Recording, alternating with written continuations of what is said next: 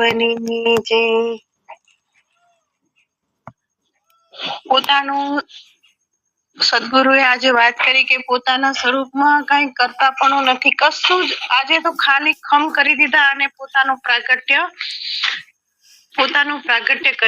કરી દીધા જેવો સત્સંગ આજે હતો કે પોતાનું પ્રાગટ્ય થઈ જ ગયું, હવે થશે કે સાક્ષી કે કાંઈ નહીં, પોતે પોતાનું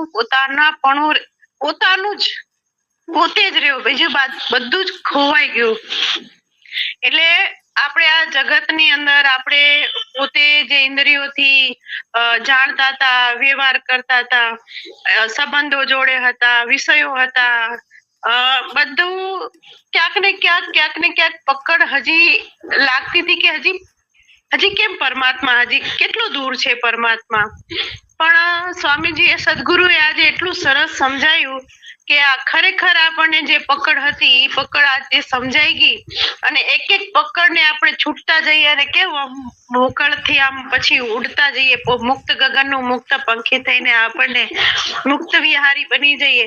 એવી રીતે આજે સદગુરુએ આપણને મુક્ત વિહારી બનાવી દીધા, મુક્ત કરી દીધા આ જગતથી અને ઇન્દ્રિયોથી, પોતે પોતામાં જ રહ્યો, બાકી બીજું ખોઈ નાખ્યું।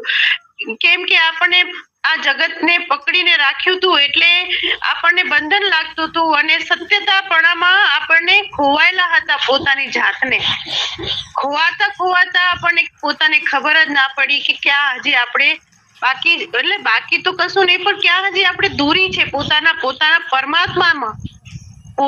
પરમાત્માની દૂરી લાગતી હતી। પણ આજે સદગુરુએ એક ગાંઠોને છોડી એક વસ્તુને સમજાઈ અને પોતે પોતાનામાં જ સમાઈ દીધું। અહંકાર કે છે ને, ગુરુદેવ કે ત્યાં અહંકાર ક્યાંક ને ક્યાંક ઉભો હતો, પણ આજે તો અહંકારને મારી અને પોતાના રૂપે બનાવી દીધો, એટલે કે પરમાત્મા રૂપ બની ગયો। એટલે અહીંયા આજે જ્ઞાન સભાની અંદર કેટલી બધી ઊંડાણથી અને કેટલી બધી ગૂઢ રહસ્યથી આપણને આત્માને તત્વને સમજવા માટે ગુરુદેવે કેટલી ઊંચી વાતો કરી છે અને એક સાથે કેટલા જીવાત્માઓના કામ થઈ રહ્યા છે।